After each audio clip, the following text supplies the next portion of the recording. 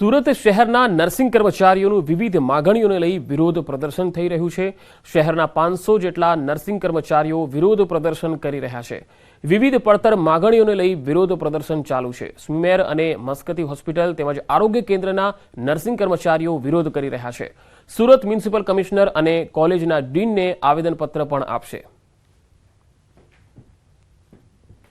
તો નર્સિંગ કર્મચારીઓનો વિરોધ છે કે તેમની ઘણી પડતર માગણી છે, જેમાં સ્ટાફની ભરતી કરવી, તેમના ગણવેશમાં એલાઉન્સમાં વધારો આપવો, આવા અનેક મુદ્દાઓ છે જે ઘણા સમયથી પડતર છે અને આ મુદ્દાઓનું નિરાકરણ નહીં આવતા ફરી એક વખત તેમણે આજે વિરોધ કર્યો છે। યુનિફોર્મ એલાઉન્સ વધારવા માટેની માગણી, વોશિંગ એલાઉન્સ પણ તેમનું વધારવામાં આવે, જે બાકી સ્ટાફ છે તેમની તાત્કાલિક ભરતી કરવામાં આવે તેવી પણ તેમની માગણી છે।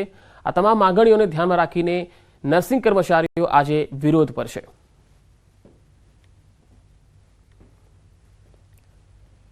લંડનમાં ગુજરાતી યુવક પર હુમલાના બનાવનો એક વિડીયો વાયરલ થયો છે। તીક્ષ્ણ હથિયારથી હુમલો થયાની ચર્ચા છે। અપટોન પાર્ક સ્ટેશન પાસે આ બનાવ બન્યો। યુવક હાલ સારવાર હેઠળ હોવાની પ્રાથમિક માહિતી છે। બનાવ સમયે ભારતીયોએ વિડીયો બનાવ્યો હતો। ન્યૂઝ 18 વાયરલ વિડીયોની પુષ્ટિ કરતું નથી। તો લંડનમાં ગુજરાતી યુવક પર હુમલાના બનાવનો આ વિડીયો વાયરલ થયો છે। તીક્ષ્ણ હથિયારથી હુમલો થયાની ચર્ચા છે।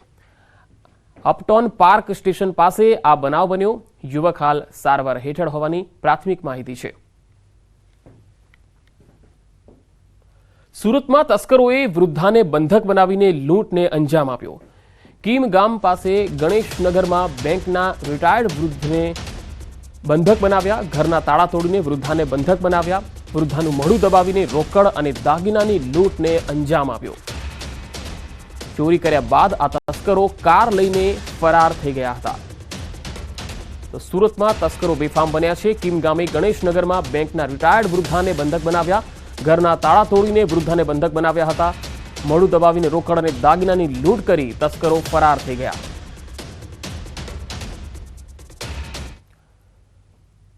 પોલીસ સ્ટેશનથી છૂટીને ચોર સીધો ચોરીના કામે લાગી ગયો। વલસાડમાં 31 ડિસેમ્બરે નશાની હાલતમાં ઝડપાયો હતો અને નશાના ગુનામાંથી જામીન પર છૂટ્યા બાદ દુકાનોમાં ચોરી કરવા લાગ્યો।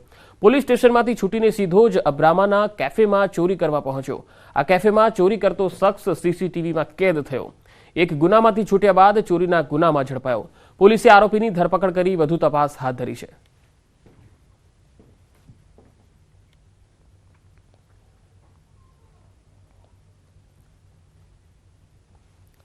ઘરે બેઠા ઓનલાઈન નોકરીની લોભામણી જાહેરાતથી ચેતી જજો, નહીતર તમારું બેંક એકાઉન્ટ ગણતરીની મિનિટોમાં ખાલી થઈ જશે। આવો એક કિસ્સો વડોદરાથી સામે આવ્યો, જેમાં અમી સુરાણી નામની યુવતીને ઓનલાઈન પાર્ટ ટાઈમ જોબની ઓફર કરી અલગ અલગ ટાસ્ક આપવામાં આવ્યા, જેમાં તેમની પાસેથી ડિપોઝિટના નામે 8 લાખ રોકડા ભરવાનું કહેવામાં આવ્યું। બાદમાં 10 લાખની રકમ ઉપાડવાનો પ્રયાસ કરતા તે તેને મળી ન હતી, જેથી યુવતી સાયબર ફ્રોડનો શિકાર બની। એની જાણકારી મળતા જ તેને વડોદરા સાયબર ક્રાઇમમાં ફરિયાદ પણ આપી। પોલીસ ફરિયાદના આધારે વડોદરા સાયબર સેલે અલગ અલગ 2 ટીમો બનાવી અને તપાસ હાથ ધરી। તપાસમાં સામે આવ્યું કે લોકોને જોબની લોભામણી લાલચ આપીને ઠગાઈ કરતી આ ગેંગનું આખું નેટવર્ક ચાઇનાથી હેન્ડલ થાય છે। થાઇલેન્ડમાંથી ટેલિગ્રામ ગ્રુપ બનાવી તેમાં ટેમ્પરરી વેબસાઇટની લિંક મોકલવામાં આવે છે અને ટેલિગ્રામ ગ્રુપમાં લોકોને સામેલ કરવામાં આવે છે, જેના આધારે અલગ અલગ 13 રાજ્યોમાં માત્ર અમુક જ દિવસમાં 1.84 કરોડના ટ્રાન્ઝેક્શન કર્યા હોવાનું સામે આવ્યું। ટેલિગ્રામ ગ્રુપ બનાવી અલગ અલગ રાજ્યોમાં જોબના બહાને લોકોને છેતરથી પૈસા પડાવતી ટોળકીને વડોદરા સાયબર પોલીસે પકડી લીધી છે। પોલીસે ગેંગના 5 આરોપીને દબોચ્યા છે। ઓનલાઈન અલગ અલગ કારણોથી લોકોને છેતરી દિલ્હી સહિતના 13 રાજ્યોમાં ઠગાઈની કુલ 43 ફરિયાદ નોંધાઈ હોવાનું તપાસમાં ખુલ્યું છે। એક એકાઉન્ટ છે યુડી ગાર્મેન્ટ્સ કરીને, જે અમદાવાદમાં ખોલાવવામાં આવેલું હતું। એટલે પ્રથમ અમે એ એકાઉન્ટની તપાસ કરેલી હતી। આ ઉપરાંત જે ટેલિગ્રામ આઈડી છે એમના જે આઈપીની અમે ડિટેલ્સ મંગાવી હતી, તો એ ટેલિગ્રામ આઈડી થાઇલેન્ડમાંથી ઓપરેટ થતી હતી, એટલે જેમાંથી એનો કોન્ટેક્ટ કરવામાં આવ્યો છે એ થાઇલેન્ડમાંથી કરવામાં આવતો, અને જે વેબસાઇટ ઉપર એમને આ બધું પૈસા ભરવા માટે જણાવવામાં આવ્યું હતું એ ચાઇનાથી ક્રિએટ કરવામાં આવ્યું છે। આગળ વધુ સમાચારો પર નજર કરીશું, હાલ રોકાઈશું એક બ્રેક માટે।